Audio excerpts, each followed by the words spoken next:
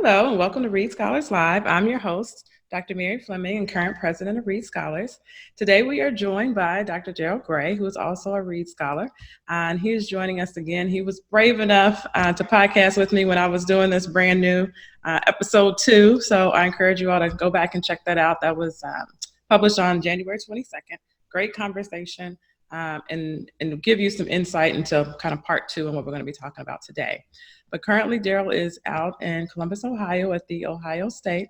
He is a practicing gastroenterologist and a lot of other things, including, so Darrell, you can catch me up if anything else has changed, but associate professor, director of community engagement and equity in digestive health, the medical director of endoscopy and gastroenterology services, as well as the deputy director at the Center for Cancer Health Equity, right? Anything change? Any updates? I'll tell you, something has changed for the good. I did transition one of those roles, which was the medical director of endoscopy and gastroenterology services at our East Hospital location, to be able to be effective in a new role, which is medical director of healthy communities, which is really our health system's strategy to address Ohio's most pressing needs. And we can delve into that. Yeah. Okay. Fair enough. Well, how are you today? What's going on in your world? And lots of changes worldwide, right? Since the last time we were here a few months ago. Yes. COVID-19, right? So, so yeah, things have been very fluid, if you will, in that, we've all had to adapt to a new world, kind of amidst the COVID-19 pandemic. And those of us who are in healthcare, if we're clinicians like I am, we've had to adapt our schedules, whether they be from moving patients from in-person visits to telehealth visits, or in my case, I also do procedures, so postponing procedures, and then now we're in the ramp-up phase. Those of us who also serve in administrative roles have been trying to lead teams and help navigate our health system through this kind of not only the surge, but also the recovery period. And particularly for me and those with whom I most intimately work, really trying to do so through a health equity lens and trying to ensure that as we were and are doing this work, we are keeping vulnerable populations in mind. Mm-hmm. And so from that standpoint, it's definitely been very busy. Home life is also busy because I have 3 kids and they haven't been able to be as active in other activities such as swimming or my girls' dance practice. So that it's been very interesting. Yes, we have all learned. Well, somebody said the other day, a new abnormal, right? But I like that. I'm gonna use that, a new abnormal. Yeah. Learning more about ourselves and our family and the people that we spend time with. So, and one of the things I mentioned on our last podcast that always impresses me about you is that you're able to be fluid and kind of float from all of these different ways of interacting with medicine and interacting with equity, but also, maintaining a nice balance. I was just about to say, I don't know about balance. I thank God that, it's him who kind of arms me to do this work, but also thankful to the support system. My wife, particularly, she carries a load with our family. I'm not just going to say our kids, with just our family. And particularly, if I'm at work, she's with the kids, and she's a speech pathologist by training, but she's chosen to really she feels her calling is with raising our kids. And so she's been, I can't do this work without her. Right. I can't do this work without God. And it's not a balance. It's just finding ways to kind of integrate it and, getting a team around you that can help support the work. Yeah. Definitely. And I think, one of the things about COVID-19 that we've noticed is that it highlighted, elucidated, or whatever word we want to use, all of these inequities that we've been talking about the whole time, but it's now on this different pedestal, right? And right. I know one of the things that you were doing is using that to say, hey, now we're talking about it. Let's keep talking about it. So you published a few op-eds, right, in perspective piece. And one of the ways that you write and the way that your seems like your mind works is being able to kind of put these things together and make analogies and metaphors. So it makes it easier for people who aren't in the equity space to understand these health equity issues, right? And Well, so, I appreciate that. I tell you, I just, I look to leaders, such as yourself, those who are just great writers, Dr. Reede, Rhea Boyd, yes, and the list goes on, right? And, for all of us, I was sharing this with my wife and some friends, like, we've been in the gym for a right. long time, for such a time as this, right? For such a time as this, when really inequities are kind of under the microscope because of COVID-19 and because of unfortunate recent events and deaths that, police brutality, that have now gotten international attention.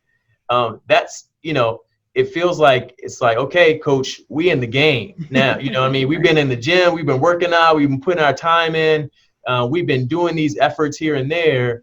But, I think that this is our time to really amplify the voices that we've been giving to this work for a while.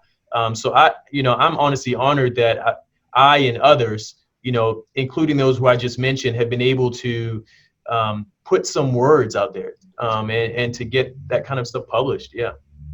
One of the in one of your op-ed pieces, and I'm paraphrasing a bit, but one Mm-hmm. of the lines in there that spoke to the fact that you rejected the notion that basically physicians need to stay in their lane, right? That we don't belong in the conversation around Yeah. poverty or social justice, food insecurities.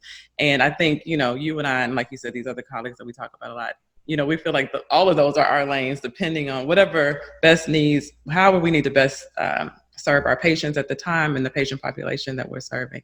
Then we're trying to figure out whatever they need and help them best have the best health outcomes they can have. So I wanted you to speak a little bit more about that for Yeah. people who are giving us pushback about staying in their lane. Yeah, you're referring to the op-ed I put out in kevinmd.com, Yes. that really was highlighting, the disparities, amongst populations made vulnerable, because of social determinants of health. And in toward the end of that op-ed, I referenced another op-ed in which a former dean, I believe it was University of Pennsylvania, I honestly would need to go back and look at it, that was published in the Wall Street Journal a while back, where he basically said that, addressing poverty, addressing, these public health issues is not the lane of doctors. And I'm paraphrasing, right? Right. But I strongly contend that it is. And I think, it's interesting. The timing of that article, that op-ed is interesting because now a lot of universities are trying to make anti-racism action plans. And in doing so, addressing health inequities, and in doing so, trying to ensure that education, whether it be from trainees such as medical students, all the way through faculty, reflect a reform in that education. And in doing so, and I know I'm saying in doing so multiple times, but I think it's so apropos that Right. that particularly at my institution and others around the country, as you're seeing in these kind of headlines, are calling for a change in their education because they want to be knowledgeable about this. They want this to be their lane. And so I think it's crucial. And I think, programs such as the Reede Scholars Program or the Commonwealth Fund Fellowship in Minority Health Policy are crucial to this mission, that in raising or grooming, if you will, leaders who are able to effectively bridge the problems that they see in the clinic, in the community, to solutions. And so, one of the things that, and you referenced my writing, but one of the things that I and my co-authors really try to do in all our pieces, whether it's that op-ed or our recent one in GEM Forum, the one we just got earlier this week, Nature Reviews, is really to put solutions out there. Like Right. we all have identified disparities, right? And whether it's infant mortality, whether it's hypertension, diabetes, whatever your field is, right? We're all aware of the disparity issues, and certainly we can continue to do research on what the disparities are each year. But the important thing is, well, how do we bridge the issue with the solution? And so I'm committed to always trying to highlight opportunities for solutions and action steps. And that was going to be my next point or concern. So I think a lot of us are worried, like, right now we're in the thick of this, and, we're having a lot of, national and international media coverage, and we're talking about health disparities. We're talking about racism. We're actually saying racism and anti-racism, right? In these larger platforms. But what happens, 6 months from now, 9 months from now, when the fever kind of has gone away? How do we make sure that we continue to have the conversations? How do we make sure that we continue to have leadership that's listening and tuned in to these issues, and that we continue to do the work past, the hubbub? I think one of the keys is, in this moment, moving fast, making changes fast, because, and one of those changes has to be that this work, the work of building anti-racist institutions, for one, I mean, talking about academic medical centers being one example, we have to make this work a part of the very foundation. And we need to do so quickly so that we prevent this being kind of lost amidst other issues that come up in the world over time. This has to be part of the very foundation of, policy, practice, funding, in our education framework. So, that's number one. I think, two, what's really happened amidst these recent issues that have garnered international attention is that, all stakeholders, and I'm just using academic medical centers as an example, are really holding folks to task. Students are amplifying their voice and saying, look, we pay tuition here. We're helping to pay folks' salaries, right? And we're not being educated in the way we want to be educated and need to be educated to be informed physicians or scientists. And we need that. And so, this is getting attention, and folks are being held to task, at all levels of leadership. And so I think, again, we have to leverage this momentum quickly, and make sure that these things become a part of the fabric of our institutional mission, vision, and values. So you mentioned being very solution oriented. And so in the end of your pieces, you usually give, action steps, call to action. This is what you can do. So for our listeners, can you give us, I'll say three, but you can do whatever you want, but maybe one at the community level, I'm just everyday Mary, what can I do tomorrow? What can we do as physicians? And then what would you challenge, as we're talking about the health systems, where would you challenge the health systems and academic centers on that larger scale going forward to do? Yeah, I think, this is really, really important. And we can dissect this as narrowly or as focused as you want. Certainly we can talk about just the broad sense of how does an institution address racism and systemic inequity. But we could also talk about just, well, how do folks get engaged, whether it's involved in particular initiatives such as telehealth strategies to ensure that we're not leaving patients behind amidst the digital divide being one example. I think if we start broadly and kind of focus in, I think if we look at our institutions, medical centers, health systems, academia in general, we have to ensure that, number one, we revisit the vision for the institution. And that has to be, making a statement is one thing. That's the easy part, right? You say, I'm against, our institution is against racism. Okay, that's easy, especially now when everybody's doing it, right? So that doesn't necessarily take courage or bravery at this point. But what does take bravery and courage and needs to happen is there needs to be language in your mission, vision, values that reflects your anti-racism stance.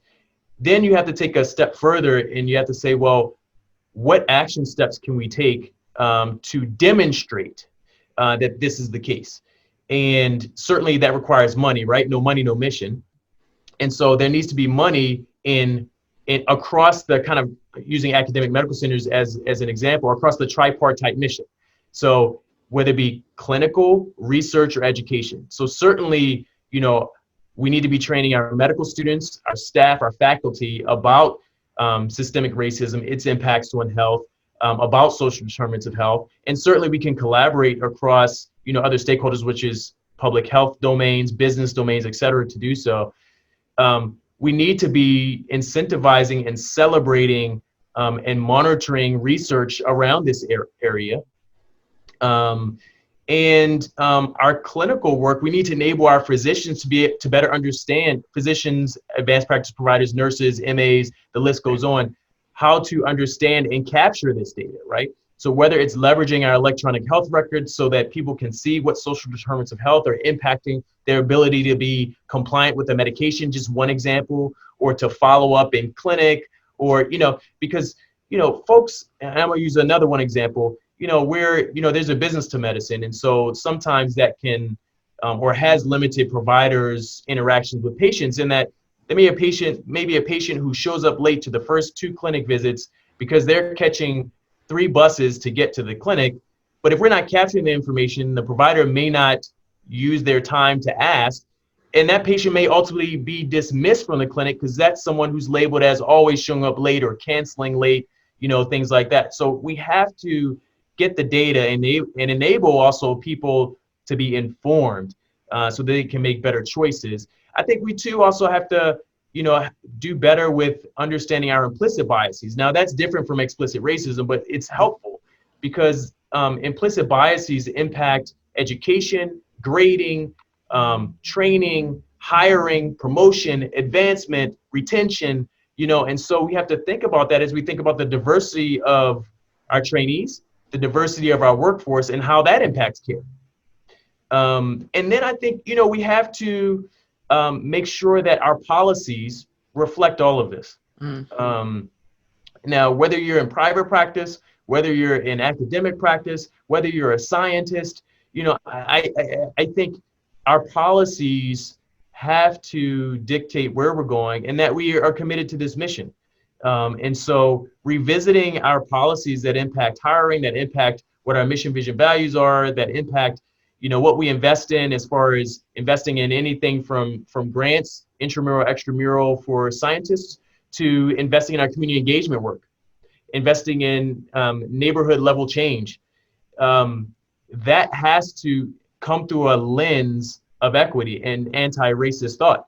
And so certainly there needs to be dedicated resources to accomplishing those things. It can't be, one of the things that we can be at risk for is tasking this work to one individual. And yes. Hey, Mrs. So-and-so, Dr. So-and-so, Mr. So-and-so, you're the chief diversity officer, handle this. No, it is the responsibility of everyone to make this happen. And so it cannot be just one individual making this happen. So I don't know. I can talk about this all day. No, those are great. And Yeah.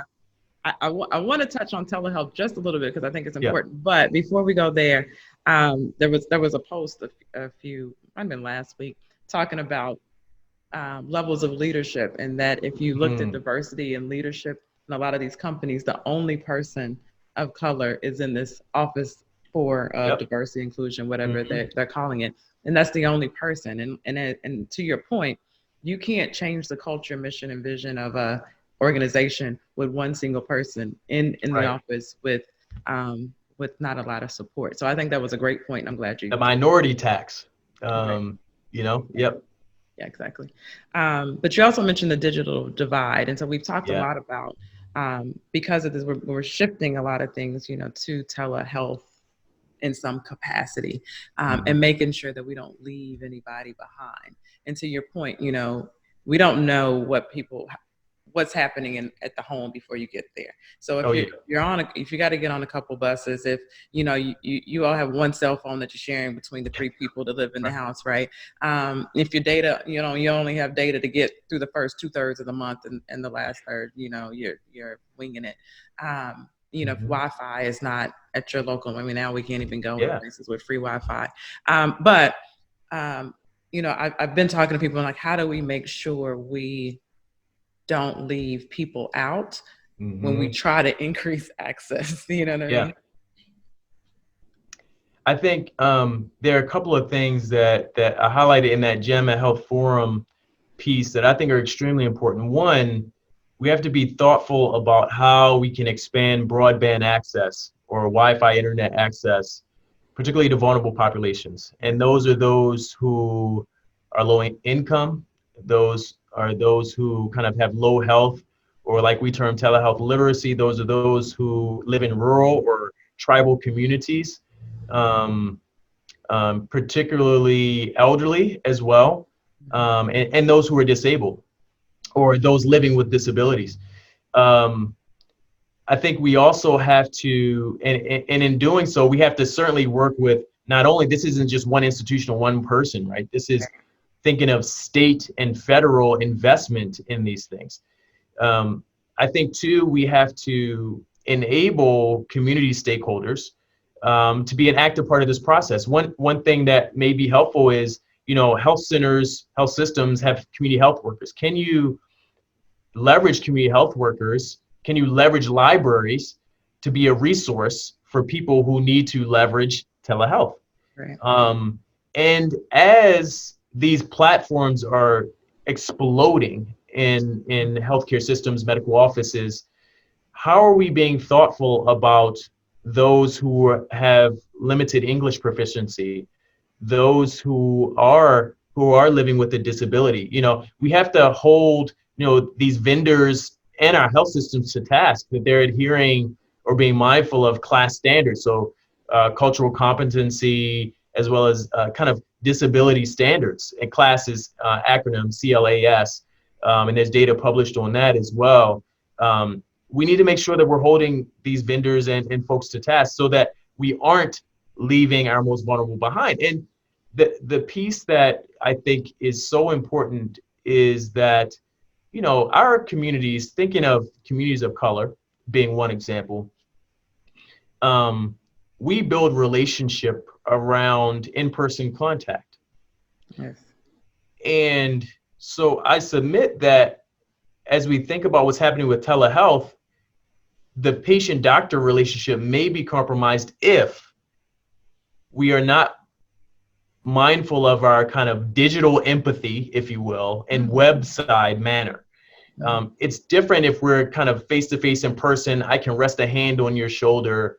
I can express empathy in different ways through active listening, hand gestures, body language, like I mentioned, putting a hand on a shoulder, things like that. It's a little bit different when you're kind of talking across a screen. And I think we have to do a better job of also teaching kind of website manner and digital empathy, because we're in this new age where it's going to be more necessary to leverage telehealth, and we have to figure out ways to cultivate or continue to foster a patient-doctor relationship in this time. You articulated that perfectly. I've been trying to figure out how to say that, because when this first started happening and I was in the office and I was listening to the conversations about, can I reschedule you to a telehealth visit? And I could hear the pushback. And what I heard was, you don't want to see me, right? Because right. It's a different type of interaction. And I was fearful, and I was like, I hope I'm OBGYN, so I always think in the context of women. So I was like, I hope our ladies aren't feeling like we don't want to see them. And I was like, we're going to have to figure out how to build in that language. So it's like, no, I still really want to take very good care of you, but let's figure out how to do this a different way so I can keep you safe. And so right. we have to, figure that out, that language out. But I've been trying to figure out how to articulate that, but that was it. Well, I don't want to keep you long because I know you're super busy, but as we close, give us an insight on, what do you see on the horizon? What are you working on? What do you think, you as an individual, or the work that you're doing at Ohio State, what's coming? No, we have at The Ohio State University, we have an amazing team and really invested leaders that I have sensed and felt that this is not just lip service. this is true. This work of moving us towards health equity, this work of being an anti-racist institution at our core, is really they're invested in it. And so I'm excited to be a part of that work and that development. And I'm hoping that what we're doing will be a model that others can replicate, because I know people are trying to figure this out. And certainly I'm hoping that we can be an example. I get to work alongside other Reed scholars. As you know, Wando Olaiwola is a Reed scholar, and she is my partner. I'm not going to say in crime, but she is like my partner in a lot of this work, and she's doing phenomenal stuff here. So I have the benefit of having a cadre, really a team now, with Wando as a partner in really advancing this work. And I think that's going to be key for other folks around the nation and world, is really getting a team that can help advance this work and that can help envision what it can be. So, yeah.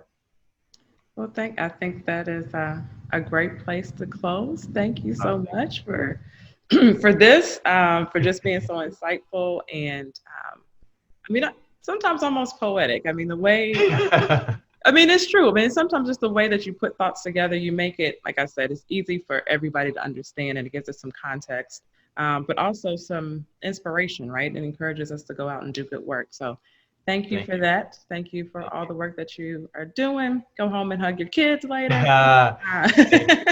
Thank you. Mary, thank you so much just for this opportunity. Thank you for the work you're doing. Both, locally, what you're doing for the Reed Scholars as well, to amplify the work that really, across the nation, many are doing. And so I'm excited to continue to follow the Reed Scholars work and the podcast and the Zoom calls. Yeah. We'll definitely, I'm sure a few months from now, it's going to be something, we're going to talk again and catch up. So we look forward to having you back on Reed Scholars again. Reed Scholars Live again, I should say. Thank you. All right. Take care. Have a good one. Thank you for listening to Reed Scholars Live. Please follow us on Facebook, Twitter, or Instagram, or subscribe to our YouTube channel.